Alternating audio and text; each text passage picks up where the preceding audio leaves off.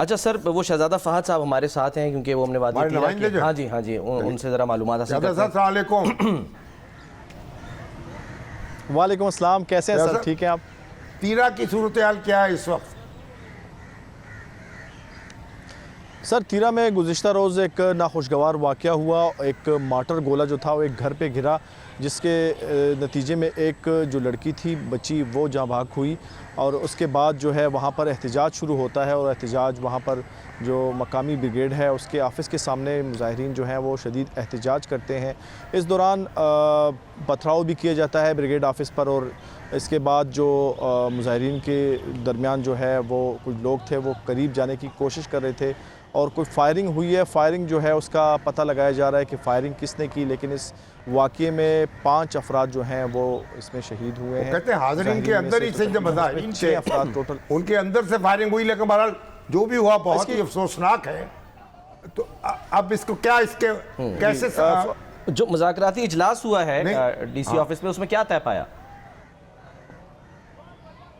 देखिए, इसमें अब जो सियासी पार्टियां हैं उन्होंने बड़ा अच्छा किरदार अदा किया है। इसमें जो मुख्तलिफ तीरा की जो सियासी रहनुमा हैं मकामी, उन्होंने इसमें जरगा हुआ है, और जरगे में अस्करी हुकाम समेत जो वर्सा हैं उनके लवाहिकीन ने भी शिरकत की है, और तमाम मामला जो हैं वो बड़े अहसन तरीके से इन्होंने जो हैं वो निपटाए हैं। इसमें जो जितने भी जरगे के जो मुतालबात थे उसको भी मानने की बात की जा रही है। दूसरी जानिब वज़ीर आला खैबर पख्तूनख्वा ने भी जो शहदा हैं उनके लिए 1 करोड़, जो ज़ख्मी हैं उनके लिए 25 लाख रुपए का ऐलान किया है।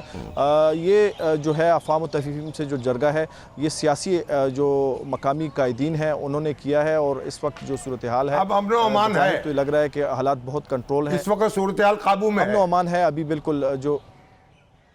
बिल्कुल सूरत हाल काबू में है। दोनों फरीकैन इस वक्त जो वर्सा हैं और मुज़ाहिरीन इस वक्त जो हैं जो जरगे से काफ़ी मुतमईन नज़र आते हैं, और उनकी जो तमाम डिमांड्स थी उसके भी हवाले से बेशतर जो मुतालबे थे वो मान लिए गए हैं। अब आप बताएं तो इस वक्त अल्हम्दुलिल्लाह तीरा में अमन है। अब PTI की तैयारियां क्या हैं 5 अगस्त के हवाले से, और अली मीन गंडापुर के खिलाफ जो बातें हो रही हैं कि कोशिश हो रही है कि उनको नो कॉन्फिडेंस कर दिया जाए, कोई ऐसे आसार हैं आपको नजर आता है?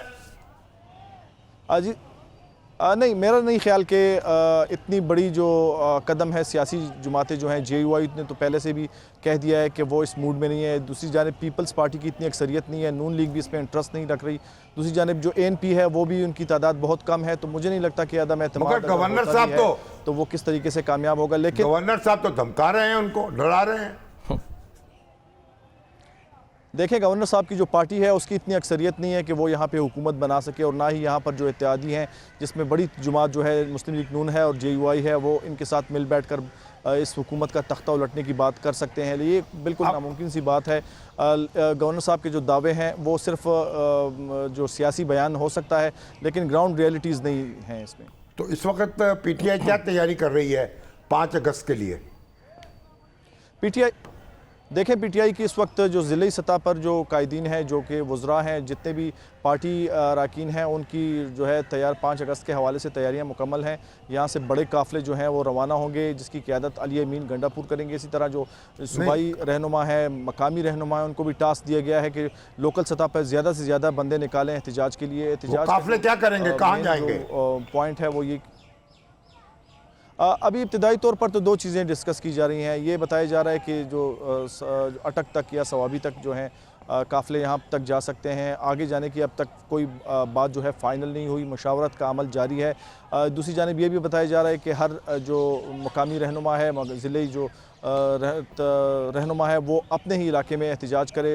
इसकी ड्यूटियाँ जो हैं वज़रा को भी लगाई गई हैं, मॉनिटरिंग की जा रही है। लेकिन ये अब बताना बहुत मुश्किल हो जाएगा कि इस वक्त अली अमीन के साथ कितनी स्ट्रेंथ है, कितने लोगों को ये निकाल सकेंगे, क्योंकि इससे कबल भी 2 मरतबा वो इस किस्म की जो लॉन्ग मार्च या एहतजाज या धरने की कॉल दे चुके हैं। तो अब ये बताना बड़ा मुश्किल होगा कि इस दफ़ा इनके साथ कितने लोग निकलेंगे से, या इसमें लोगों की दिलचस्पी है। ठीक है, ये क्विकली ये भी बता दें कि ये जो वादी तीरे का वाक़या, इस पर पाकिस्तान तहरीक इंसाफ जो है वो क्या करने का इरादा रखती है? उसने भी कोई करारदाद मंजूर की है?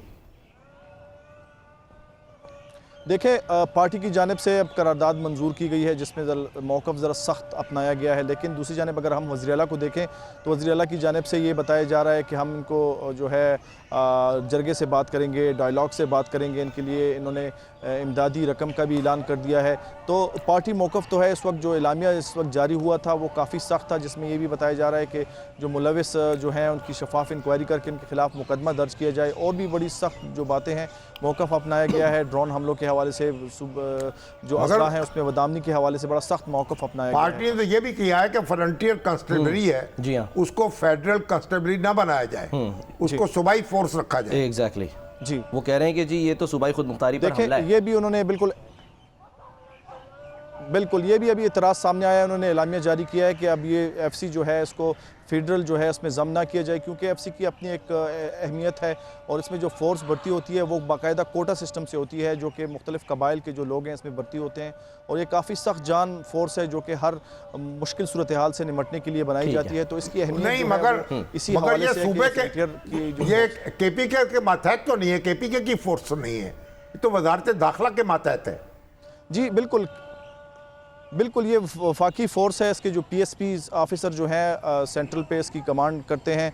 लेकिन जो भर्ती है, भर्ती का जो जितना भी अमल है, केपीके के जो कबायली अजला हैं इनमें कोटा सिस्टम पे इसमें भर्ती होती है, इसकी सख्त ट्रेनिंग होती है और जो जहाँ भी मुल्की हालात ख़राब होते हैं तो उसको तलब किया जाता है। ठीक है, जो तमाम जो ठीक है शहजादा, बहुत बहुत शुक्रिया।